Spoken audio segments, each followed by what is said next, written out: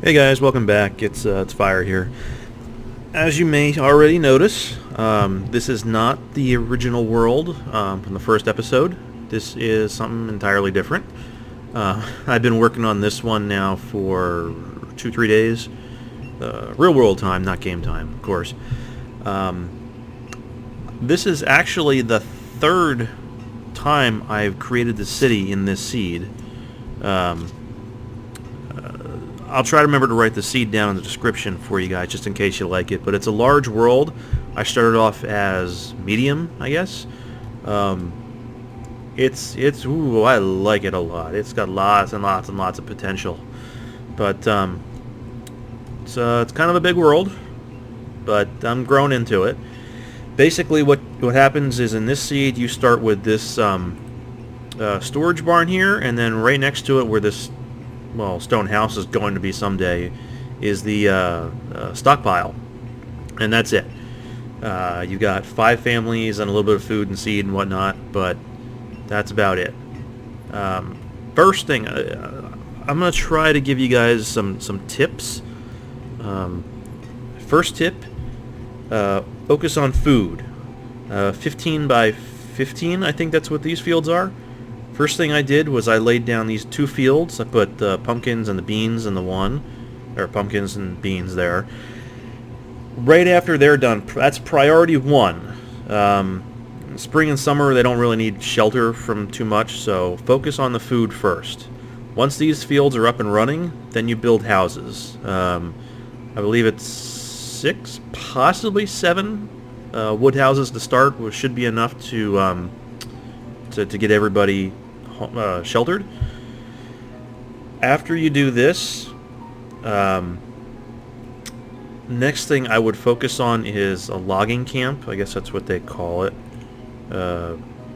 Forester Lodge, sorry. And in my case, I knew that I wanted to build here, so having a Forester Lodge in this area would be kind of pointless. Because if you put it like, I don't know, say right here, then you can't grow anything here, you can't grow anything here.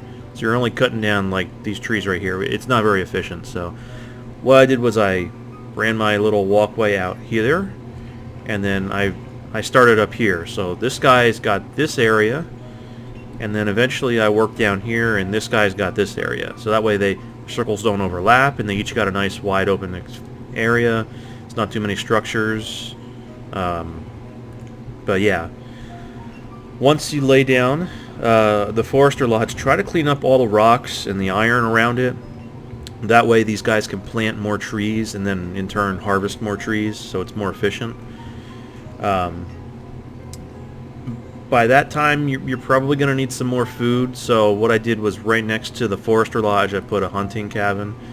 That way they've got the same area to hunt in, and there's no buildings or anything in the way. And you're also going to need, there's a lot of stuff you need first thing off. But another thing you want to do is put an herbalist. So hunting lodge, Forester Lodge, and an herbalist, all in the same area. All 3 can work together so long as they're not surrounded by houses or fields or anything like that. So do that for this little area, and then I put like a little stockpile and a couple homes. And same thing down here, Forester Lodge, hunting lodge, or hunting cabin, herbalist, and a couple houses and a little stockpile.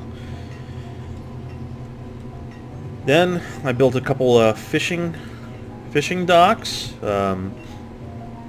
Over here I built my trading post. Trading post, you don't really need to stock it up with 6 people. 1 guy should be enough. The frequency that the boat comes is so kind of rare. It's like once a year, once every other year. You don't need to have 6 full-time people in here.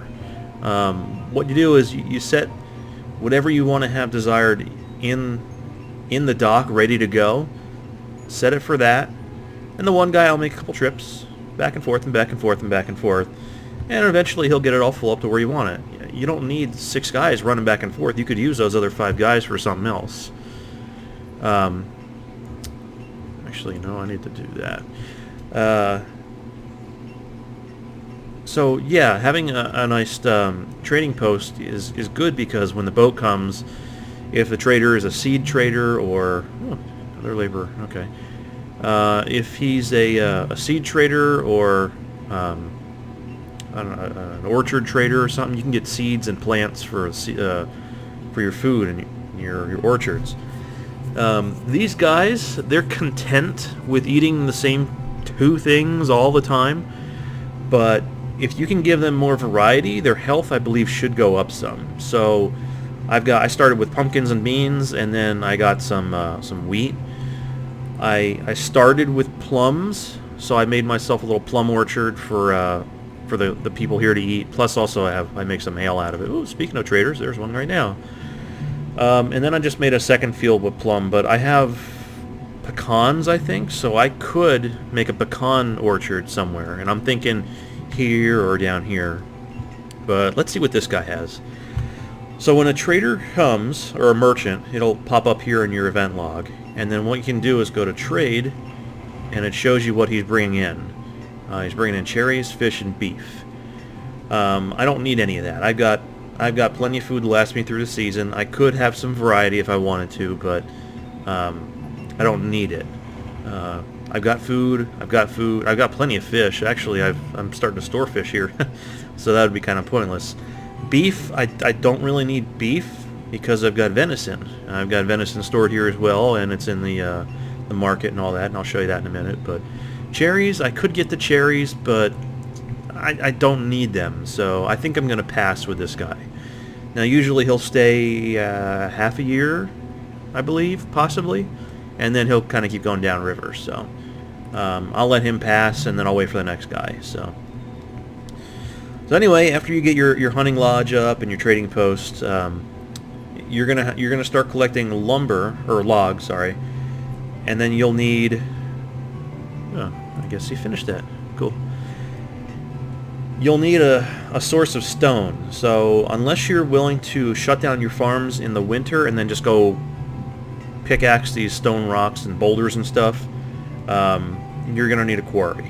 So quarries tend to eat up a lot of people. Like right now they have 15 max. I've used 4% of my quarry and it's been up and running, I don't know, 4 years in game time. But usually I don't have more than 1 or 2. Sometimes I had 6 or 7 running there for a little bit, but that's about it. I should switch this guy back to iron here. What next? Oh yeah, houses. Don't forget about houses. Just because people are in the houses and they're sheltered doesn't mean that's a good thing. What you'll need to do is if you want to expand your population, and this took me a lot of time to figure this out. It's not like other games where you build a house and you can have, I don't know, 1, 2, 3, 4, 5, like 10 people living in there, 7 people. When you build a house, you immediately have a man and woman move in, and then they start having kids, usually 2 to 4, I think. Once those kids grow up, like let's see if I can find one. Well, this is kind of an example here. Man and woman have 2 kids. Mikolan, I guess is how you pronounce it, is 18. She's ready to move into her own place, but right now there is no place to move into, so she's going to stay at home. Now, if she stays at home, she can't have any kids of her own. By the time her parents die, she'll be too old to have kids, and that was my problem in my last game here in this world, where I had a bunch of adults doing things, and then they started dying of old age, and they weren't having kids anymore. Your population, your citizens, colonists, villagers, whatever you want to call them, they'll have kids, I think, starting around 17, 18, and they'll run all the way up, I think, till about 40-ish, I think. Not exactly sure. So you want to make sure you have enough homes for the kids that are growing up to move into. Otherwise, you're going to find yourself in a situation where you have an aging population that's all going to die, and then that's it. So houses after your quarry and whatnot. Don't forget about your blacksmith and your tailor, because if you run out of tools like I did, I believe, early in this game, it makes these guys' jobs very difficult. It's try to imagine quarrying without any pickaxes, or chopping down a tree with just your hands. It's hard. So, and then same thing here. If they don't have any clothes to wear, they're going to start getting very cold, and then they're going to start getting sick and die. So that's also not good. Make sure you have enough woodcutters. One woodcutter is good for, I don't know, about 20 villagers. I built 2 before I even had 40. That way I could start stockpiling here.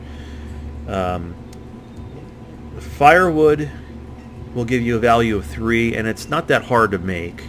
It's easy to stockpile in here. Like right now, I'm kind of, just because I finally got the 3rd one up and running, I got 700 firewood here, so I should be good for a while. That can build up. Plus, having a nice big stockpile of firewood is good for when I start building all these homes out here. Next thing. Your chapel. Happiness. It relies on your chapel. And right now I don't seem to have a cleric, so I will take off a forester. Alright.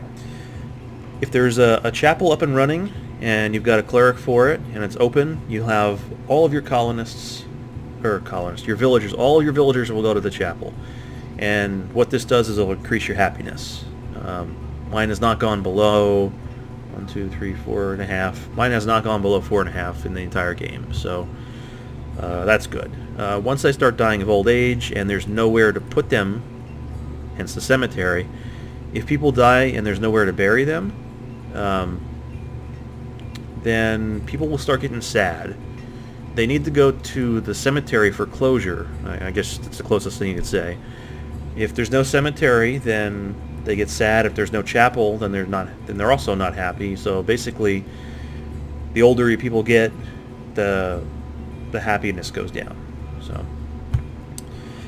after that, I built myself a mine. Now, you can mine iron or coal. You cannot do both. Like here, when you have your tailor up and running, you can leather, wool, or leather and wool.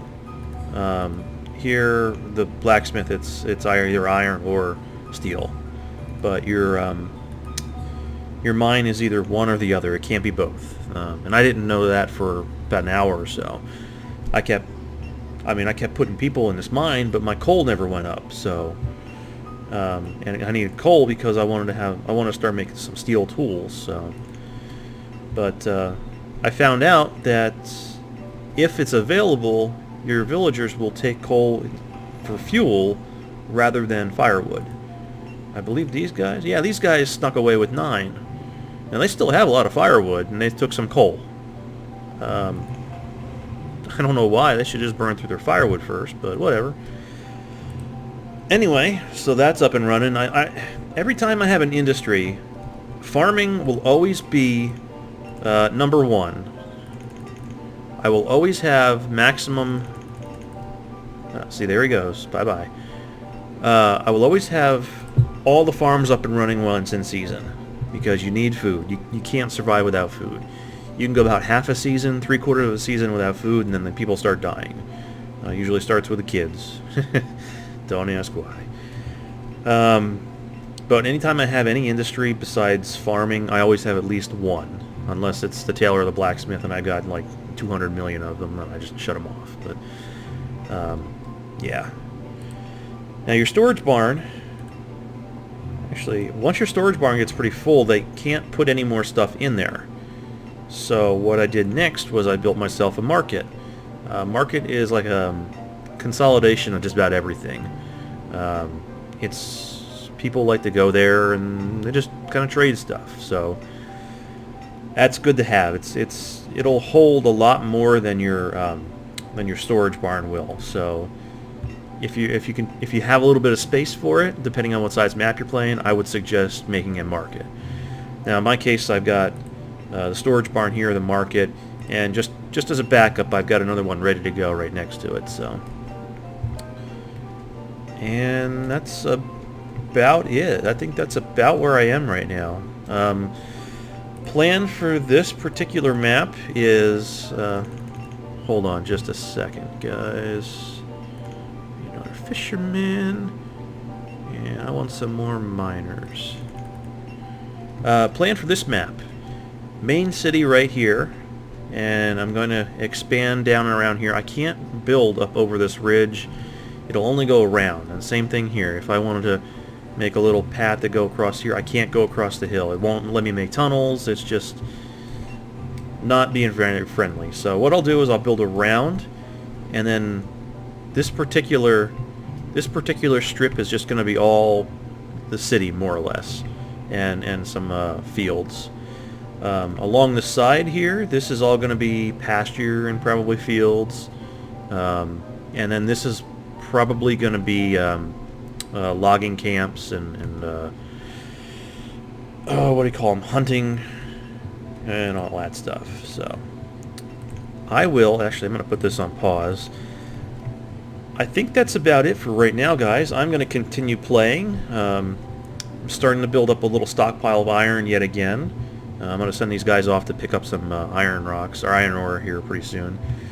That way I can start building homes, because my population is getting a little older, and I want to have some more kids. I know that kids are being born and they're going to school, but I need more kids being born. So I got more than enough food right now. I'm good with food. I don't have to worry about these things anymore. But if a merchant comes in with some cattle or some sheep or whatever else they got going on, goats, I don't know what they have yet. I haven't had one yet. But if they come in, boom, pasture. We're going right here. Nice big pasture. So yeah, that's it for now. I'm going to keep playing, but as I build more and discover more, I will let you guys know what I'm doing, and I'll show you my progress. And yeah, hopefully if I have some more tips or suggestions, I will give them to you guys. And if you're playing and you have any for me, if you see I'm doing something wrong or I think I should be doing something else instead, let me know. I'm always looking for help.